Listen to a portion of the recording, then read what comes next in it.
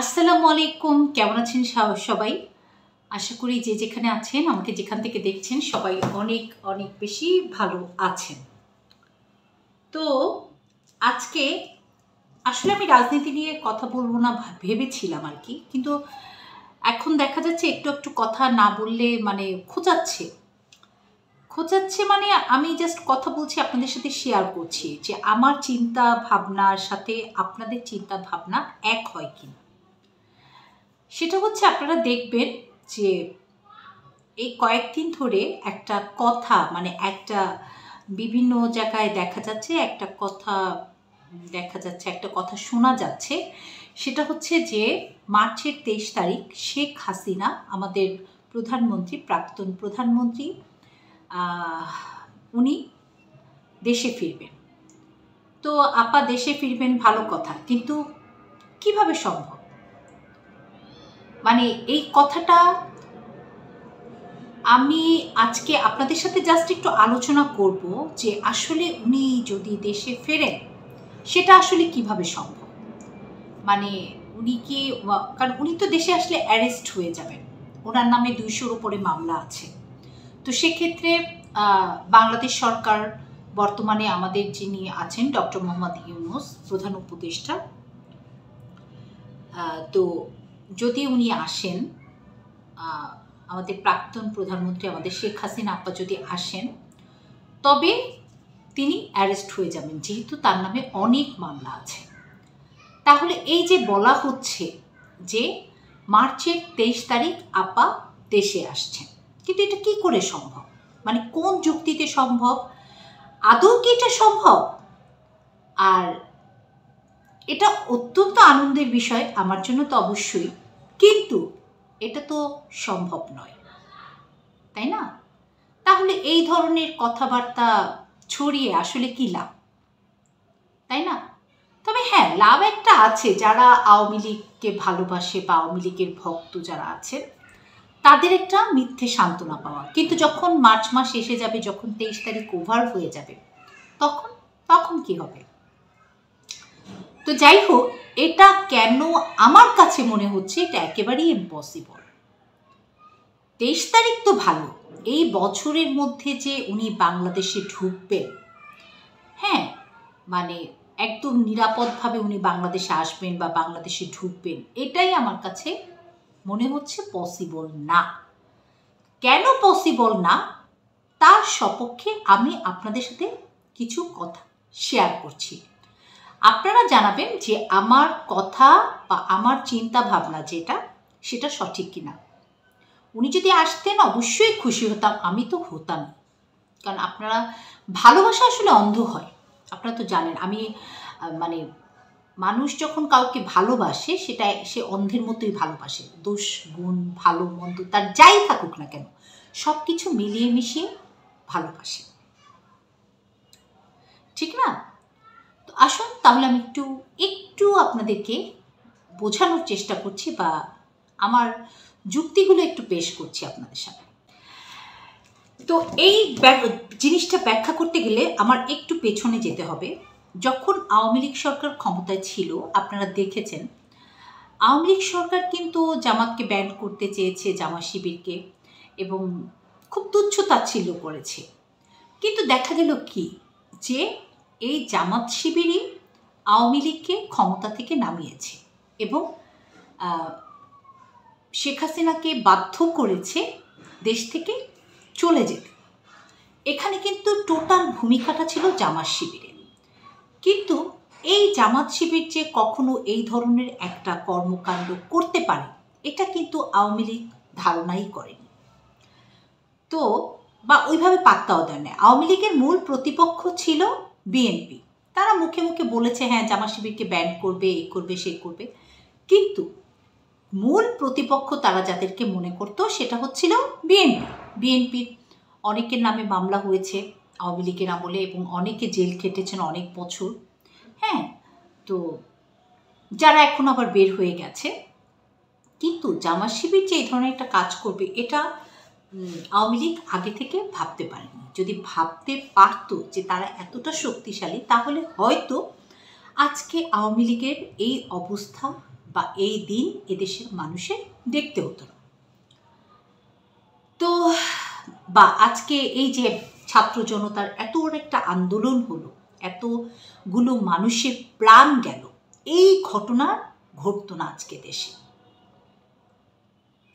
এবং আরও একটা বিষয় আমি বলি, বর্তমানে শেখ হাসিনা আপা যে ভারতে অবস্থান করছেন এবং সেখান থেকে যে উনি বাংলাদেশে আসবেন, আমার মনে হয় না যে ভারতের প্রধানমন্ত্রী নরেন্দ্র মোদী সাহেব সেটা চান।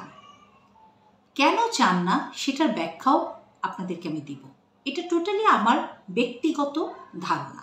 ভারতের অনেক জার্নালিস্টরা বলছে যে 23শে মার্চ শেখ হাসিনা বাংলাদেশে ঢুকে যাবে, এটা একদম 1000% রাইট, এটা কেউ ঠেকাতে পারবে না। ঠিক আছে, কিসের ওপর ভিত্তি করে ওনারা এটা বলছে? কোনো ভিত্তিই নাই এটা। আবার অনেক ইন্ডিয়ান ইউটিউব চ্যানেল প্লাস সাংবাদিকরা এই কথাও বলছে যে মার্চ মাসেই ভারতীয় সেনারা বাংলাদেশে ঢুকে যাবে, ঢুকে শেখ হাসিনা আপাকে নিয়ে আবার তার জায়গার মতো আবার তাকে সেই প্রধানমন্ত্রী পদে বসিয়ে সব কিছু ঠিকঠাক করে তারপর তারা আবার তাদের দেশে চলে যাবে। মার্চ মাস না, যে কোনো সময় শেখ হাসিনা চাইলে বাংলাদেশে ফিরতে পারেন। কিন্তু আসলে কি সেই ফেরাটা, মানে এই ফেরাটা তো ওই ফেরা না। কারণ আমি আপনাদের একটা কথা বারবার বলছি যে সে দেশে ফিরলে সে অ্যারেস্ট হয়ে যাবে, তাকে জেলে জীবনযাপন করতে হবে, বাকি জীবনটা তার জেলে কাটাতে হবে। কারণ বর্তমান সরকার তার বিরুদ্ধে, বর্তমান সরকারের আমলে তার নামে প্রায় 200টির উপরে মামলা আছে। তো আসলে এখন এই মামলা হামলা বাদ দিয়ে যে প্রধানমন্ত্রীর পদে উনি কি বাংলাদেশে আসতে পারবে, যে প্রধানমন্ত্রীর পদে আবার বসতে পারবে, বা এই মার্চ মাস না, আমি ধরলাম মার্চ মাস না, যে কোনো সময় এই বছরের যে কোনো সময় উনি কি আসলে আসতে পারবে এবং এসে কি আবার ওনার প্রধানমন্ত্রিত্ব পাবে? এটা কি সম্ভব? কিন্তু অনেকে এটা বলছে যে এটা সম্ভব। এখানে আমি কয়েকটা ধাপের কথা উল্লেখ করব যে কি কি প্রসেসিংয়ে আপা দেশে আসতে পারেন না।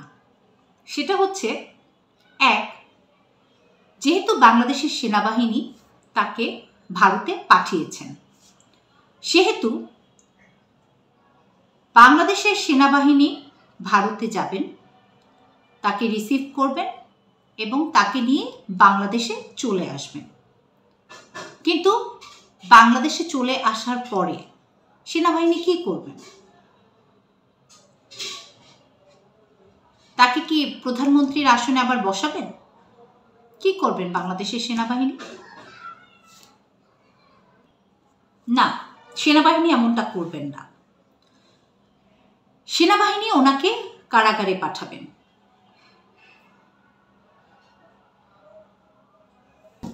তাই এইভাবে কোনোদিনই নিশ্চয়ই শেখ হাসিনা বাংলাদেশে আসবেন না।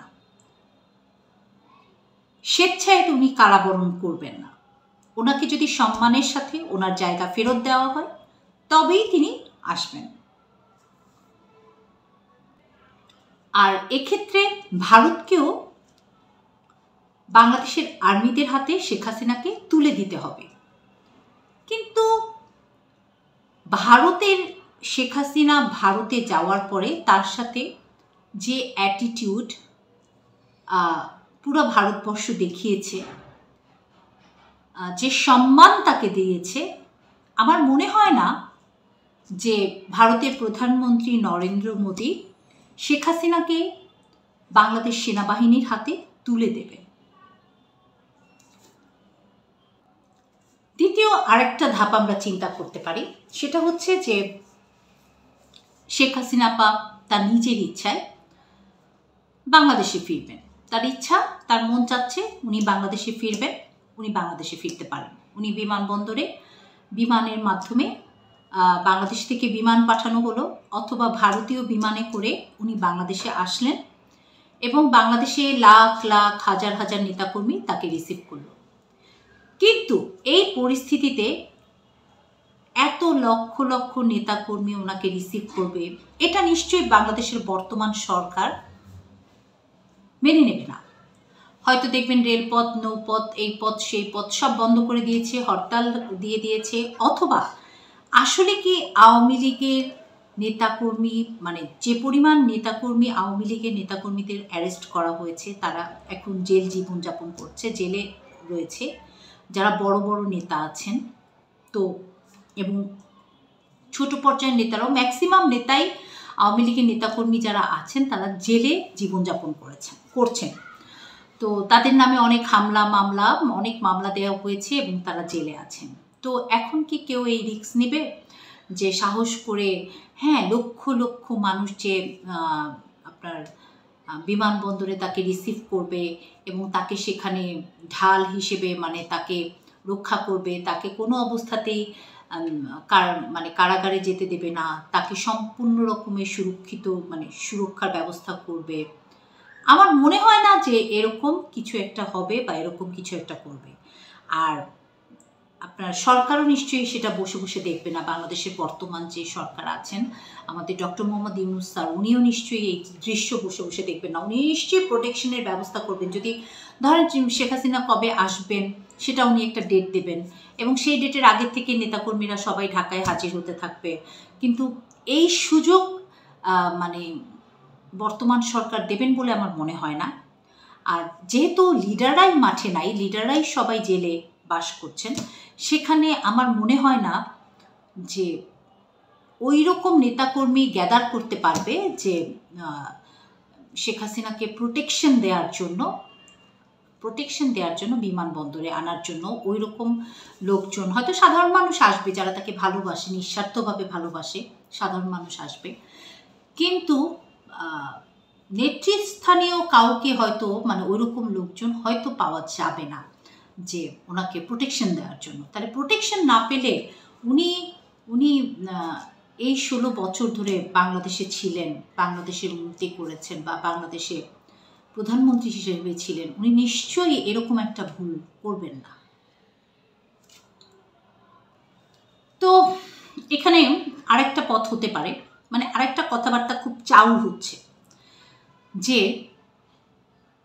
ভারতের যে আর্মি আছেন, ভারতের সেনাবাহিনী বাংলাদেশে শেখ হাসিনা আপাকে নিয়ে ঢুকে তাকে বাংলাদেশের কোনো একটা জায়গা হয়তো দখল করবেন, দখল করে সেখানে তাকে অবস্থান করাবেন, তারপর আস্তে আস্তে হয়তো বাংলাদেশের উপরে একটা নেগেটিভ এফেক্ট ফেলবেন এবং শেখ হাসিনা আপাকে প্রতিষ্ঠিত করে যাবেন। তো আসলে ভারত সরকার, প্রধানমন্ত্রী নরেন্দ্র মোদী শুধুমাত্র শেখ হাসিনা আপার জন্য বা একটা দোহাই এখানে দিতে পারেন শেখ হাসিনা আপার জন্য। আর আরেকটা ভারতের আরেকটা ইস্যু আছে, সেটা হচ্ছে বাংলাদেশে হিন্দুদের উপরে টর্চারিং হচ্ছে, এরকম একটা কথা ভারতের মিডিয়া বলে বেড়াচ্ছে। তো এই দুইটা ইস্যু আছে, ওই ইস্যুটাকে কেন্দ্র করে যে হিন্দুদের উপর টর্চারিং করা হচ্ছে, এই ইস্যুটাকে কেন্দ্র করে ভারতীয় সেনাবাহিনী বাংলাদেশের উপর চড়াও হবে এবং সেই সাথে শেখ হাসিনা আপাকে এখানে প্রতিষ্ঠিত করবে বা একটা জায়গা দখল করবে। হ্যাঁ, পরে পুরো বাংলাদেশকে তাদের নিয়ন্ত্রণে নেওয়ার চেষ্টা করবে। কিন্তু আসলে এগুলো কি হবে? এগুলো কিন্তু আসলে বাচ্চাদের চিন্তা ভাবনা। কারণ এই কাজটা ভারত সরকার কেন করতে যাবে? তো হ্যাঁ, এটা এখন বলতে পারেন যে হ্যাঁ, যখন শেখ হাসিনা ক্ষমতায় ছিলেন তখন ভারতের জন্য অনেক অনেক কিছু করেছেন, সে কারণেই ভারত সরকার এটা করবে। তো আসলে এই জিনিসটা কিন্তু একেবারেই অবান্তর। কেননা ভারতের সাথে সবসময় বাংলাদেশের একটা খুবই সুসম্পর্ক ছিল। হ্যাঁ, তো এই সম্পর্কটা এখন ওইভাবে দৃঢ় নাই, ফিকে হয়ে গেছে বিভিন্ন কারণে। তো এখন কথা হচ্ছে যে সেই সম্পর্কের ভারতের সাথে যে একটা ভালো সম্পর্ক ছিল, সেজন্যই শেখ হাসিনা যখন ক্ষমতায় ছিলেন সাধ্যমতো ভারতকে সহযোগিতা করেছেন এবং ভারতের সহযোগিতা নিয়েছেন। তো এখন দেখা যাচ্ছে যে যেমন ইলিশ মাছের একটা ব্যাপার বলি, ইলিশ মাছের দাম প্রচুর ছিল। তো কি চাও, ভারত সব ইলিশ মাছ নিয়ে যেত, ভারতকে সব ইলিশ মাছ দিয়ে দেওয়া হতো, শেখ হাসিনা আপা ভারতকে ইলিশ মাছ দিয়ে দিতেন। সে কারণে ইলিশ মাছের দাম বেড়ে গেছে, বাঙালি আমরা বাংলাদেশিরা ইলিশ মাছ খেতে পারছি না, এরকম একটা ব্লেম দেওয়া হয়েছে। তো দেখেন ইলিশ মাছের দাম কি কমেছে? আমি তো দেখি ইলিশ মাছের দাম আগের চেয়ে আরও বেড়েছে, কমেনি। তাহলে তখন তো ভারত নিত, তাহলে এখন কারা নিচ্ছে? আর সরকার কিন্তু, আমাদের বর্তমান সরকারও কিন্তু ভারতকে ইলিশ মাছ দিয়েছেন, প্রথমে দিতে চাননি কিন্তু পরে কিন্তু ঠিকই দিয়েছেন। তো গেল। এখন কথা হচ্ছে রাজনীতিক, বিশ্ব রাজনীতির ফিল্ডে আবেগের কোনো জায়গা নেই। এই যে দেখেন প্রধানমন্ত্রী নরেন্দ্র মোদী আর ট্রাম্প, অনেক বন্ধু, গাঢ় বন্ধুত্ব তাদের মধ্যে, হ্যাঁ, এবং যথেষ্ট অনার করেছেন নরেন্দ্র মোদীকে যখন আমেরিকা গিয়েছেন ট্রাম্প সর্বোচ্চ অনার দিয়েছেন। বাট যার যার স্বার্থে, এখানে এই রাজনীতিতে আপনার ভাই, বন্ধু, আত্মীয় এগুলোর কিন্তু আসলে কোনো ভ্যালু নেই। সবার উপরে তারা নিজের যার যার ইন্টারেস্টের কথা চিন্তা করে, যে আমার দেশের জন্য কোনটা বেনিফিটেড হবে, আমার নিজের জন্য কোনটা বেনিফিটেড হবে, এই জিনিসটা সবার আগে চিন্তা করেন। সেই চিন্তা যখন একজনের সাথে আরেকজনের মত মিলে যায় তখনই তারা বন্ধুত্বে পরিণত হয়। কিন্তু অন্যের জন্য কিন্তু তারা কোনো কিছু, মানে নিজের স্বার্থ বিসর্জন দিয়ে অন্যের জন্য কিন্তু তারা সেটা করে না। আরেকটা জিনিস দেখবেন, ভারত আর পাকিস্তান কিন্তু সারা জীবনই শত্রু ছিল, একজন আরেকজনের শত্রু বিভিন্ন দিক থেকে। তারপরও পাকিস্তানও ভারতকে ব্যালেন্স করে চলে, ভারতও পাকিস্তানকে ব্যালেন্স করে চলে। আবার কিছুদিন আগে দেখেন বিএসএফ আর বিজেপির মধ্যে একটা বৈঠক হয়েছিল, 4 দিনের একটা বৈঠক হয়েছিল, এই যে সীমান্তে যে বেড়া টেরা দেওয়া হচ্ছে এসব নিয়ে। বাট এত 4 দিনের বৈঠকেও এই যে বেড়া দেওয়া হচ্ছে বা দেওয়া হবে কি আদৌ হবে না, বা এই সমস্যার সমাধান কিন্তু কিছুই হয়নি। এই ব্যাপারটার আমি যতদূর জানি কোনো সুরাহা হয়নি। যদি আপনারা জেনে থাকেন যে কোনো সুরাহা হয়েছে তাহলে আমাকে অবশ্যই জানাবেন। তো তার মানে কি, আমরা সবসময় চাচ্ছি যে এই উত্তেজনাগুলো থাকুক, কেন? রাজনীতির স্বার্থে। আমাদের দেশেই একদল আছে ভারত বিদ্বেষী, একদল আছে পাকিস্তান বিদ্বেষী। আর এক্স্যাক্টলি তো আমরা স্বাধীনতা যুদ্ধ কেন করেছি? পাকিস্তানের হাত থেকে নিজেদেরকে সেভ করার জন্য, তাই না? তো একসময় তো আমরা পাকিস্তানেই ছিলাম, তাই না? এখন আমরা সেখান থেকে বাংলাদেশ হয়েছি, স্বাধীন বাংলাদেশ হয়েছি। তো পাকিস্তানের প্রতি প্রেম আসার তো কোনো যুক্তিই নাই। আচ্ছা গেল, এখন ভারতের প্রতি প্রেম কেন আসবে? তো আমাদের যদি নিজেদের স্বার্থে ভারতকে কাজে লাগে তাহলে প্রেম আসতেই পারে, তাই না? কিন্তু আমাদের এক গ্রুপ আছে ভারতের সাথে প্রেম, আর এক গ্রুপ হচ্ছে ভারতের সাথে বিদ্বেষী মনোভাব।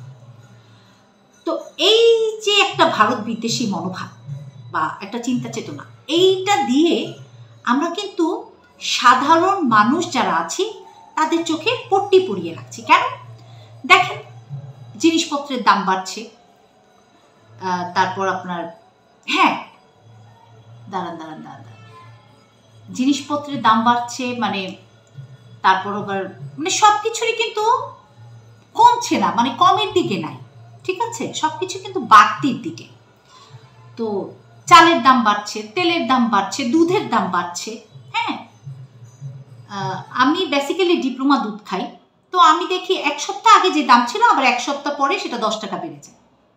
মানে আমি সারপ্রাইজড। হ্যাঁ, আর যাই হোক, তো দাম কিন্তু মানে এইগুলো থেকে পাবলিক যেন ওই ভারত কি করছে, বা ভারতে আমরা মাছ পাঠাচ্ছি কিনা, বা ভারত বিদ্বেষী মনোভাব, মানে এইসব বক্তৃতা দিয়ে আমরা কি করছি, আমাদের নিজস্ব চাহিদা, নিজস্ব প্রয়োজনগুলোকে ঠেকে দিচ্ছি।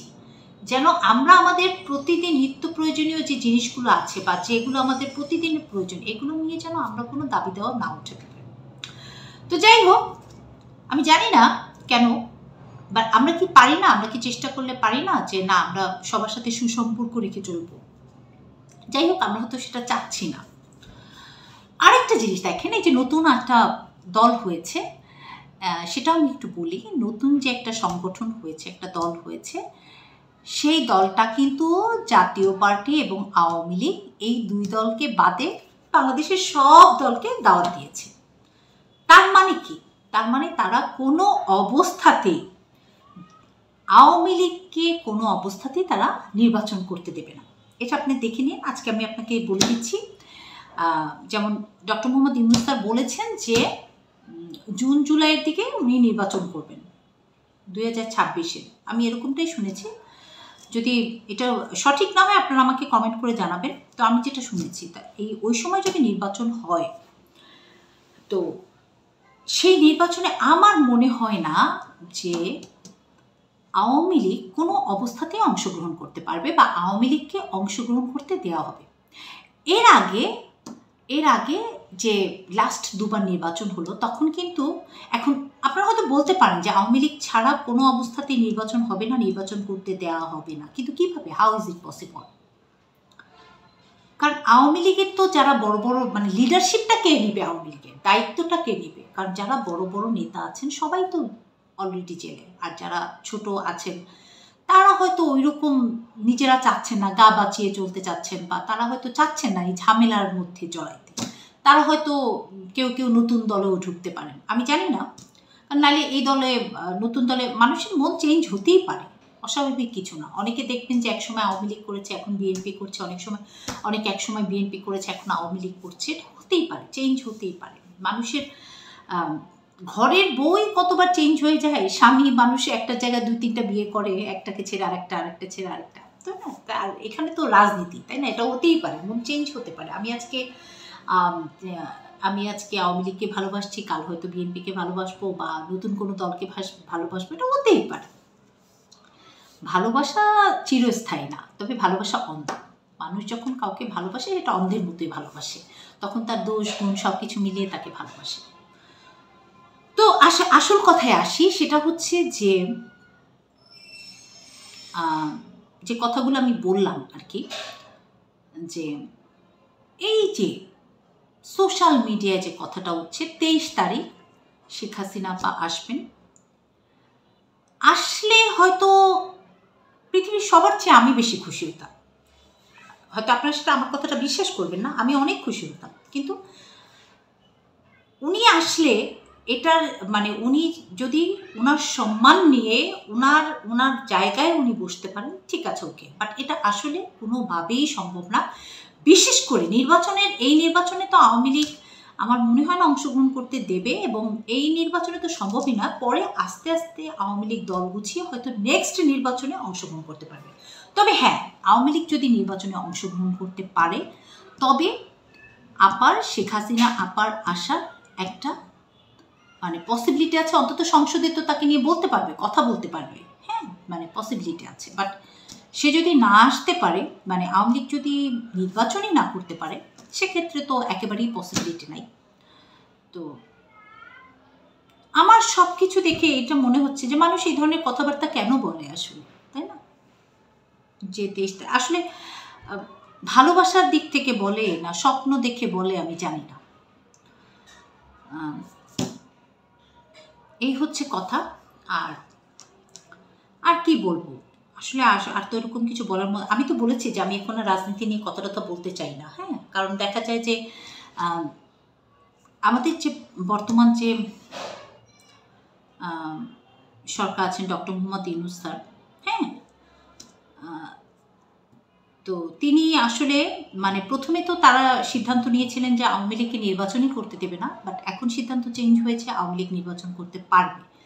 কিন্তু আজকে একটা নতুন একটা দল হলো, এবং বর্তমান সরকারের আন্ডারে এই দলটি, সেখানে এই দলের প্রোগ্রামে আওয়ামী লীগ দাওয়াত পেল না বা জাতীয় পার্টি দাওয়াত পেল না, তাহলে সেখানে কিভাবে নির্বাচন হবে?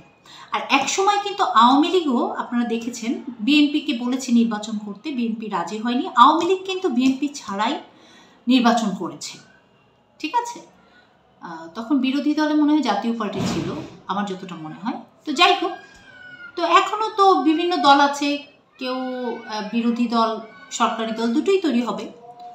তো এমন না যে আওয়ামী লীগ ছাড়া নির্বাচন দেশে অসম্ভব, তাই না? তো যাই হোক, আমরা চাই যে সব দল নির্বাচন, সব দলকে সম্মান দেওয়া হোক, এবং যারা অপরাধ করেছে ঠিক আছে, যারা অপরাধ করেছে তাদের জন্য শাস্তি, তাদেরকে, তারা যদি সত্যি সত্যি অপরাধ করে থাকে, সরাসরি অপরাধের সাথে তাদের সম্পৃক্ততা থাকে, অবশ্যই তাদের শাস্তি হওয়া দরকার, এবং তাদের শাস্তি হওয়া দরকার। কিন্তু যারা অপরাধ করেনি, নিরপরাধ, হ্যাঁ, তাদের শাস্তির তো প্রশ্নই আসে না, তাই না? আর তারা তো দল করতেই পারে, তারা তাদের যে দল ভাল লাগবে, রাজনীতি তারা করতেই পারে। আমরা আসলে চাই একটা স্বাধীন বাংলাদেশ, যেখানে মানুষ স্বাধীনভাবে মত প্রকাশ করতে পারবে। অযাচিতভাবে মিথ্যা মামলা দিয়ে, মিথ্যা দোষারোপ করে একটা দলকে বা একটা মানুষকে ধ্বংস করে দেওয়া, আমার মনে হয় এই রাজনীতি থেকে আমাদেরকে বেরিয়ে আসতে হবে। যদি আমরা সেটা বেরিয়ে আসতে পারি, তাহলে হয়তো আমাদের দেশে উন্নতি হবে। আর শেষ পর্যায়ে যে কথাটা বলতে চাই সেটা হচ্ছে, 23 তারিখ আপা আসছেন না, এ ব্যাপারে আমি তো পুরো 100% শিওর। আর ওই যে কথাটা বলেছি, আসলে আমি সবচেয়ে বেশি খুশি হতাম, মানে যার যার দিক থেকে আপনারা যারা আপাকে ভালোবাসেন সবাই খুশি হতো। কিন্তু আসলে এগুলো একটা ভাওতাবাজি, এগুলো উল্টাপাল্টা কথা বলে একটা নিজেদের একটা, আমি জানি না এটা কেন বলছে, বা এই ধরনের অপপ্রচার না হওয়াই ভালো, ঠিক আছে? তো আল্লাহ আপাকে ভালো রাখুন, সুস্থ থাকুন, শান্তিতে থাকুন, যেখানে আছেন আপনি ভালো থাকুন। এই তো সবাই ভালো থাকুন, দোয়া করবেন। দেশের পরিস্থিতি যেরকম, মানে দেশের আইন শৃঙ্খলা পরিস্থিতি যেরকম খারাপ, কিছুদিন আগে আমাদের আর্মি প্রধান যে বক্তব্য দিয়েছেন, আমার বিশ্বাস উনি আরও শক্তভাবে এটা নিয়ন্ত্রণ করার চেষ্টা করছেন। তো দেখি ইনশাল্লাহ দেশের পরিস্থিতি ভালো হবে, আমরা সেই আশাবাদ ব্যক্ত করি। কারো মানে কোনো মায়ের বুক থেকে তার সন্তান চলে না যাক, কারো হাজবেন্ড চলে না যাক, কারো অকারণে কেউ যেন মানে হয়রানির শিকার না হয়, কেউ যেন ছিনতাইকারী বা অন্য কোনো সন্ত্রাসী গোষ্ঠীর দ্বারা ক্ষতির শিকার না হয়। আর আমরা সন্ত্রাস না করে, মানে সন্ত্রাসের সাথে সন্ত্রাসের পথে পা না বাড়িয়ে কীভাবে শান্তির দেশ করা যায় সেটাই চিন্তা করি। তো সবাই ভালো থাকেন, আল্লাহ সবাইকে ভালো রাখুন। আল্লাহ হাফিজ, আসসালামু আলাইকুম।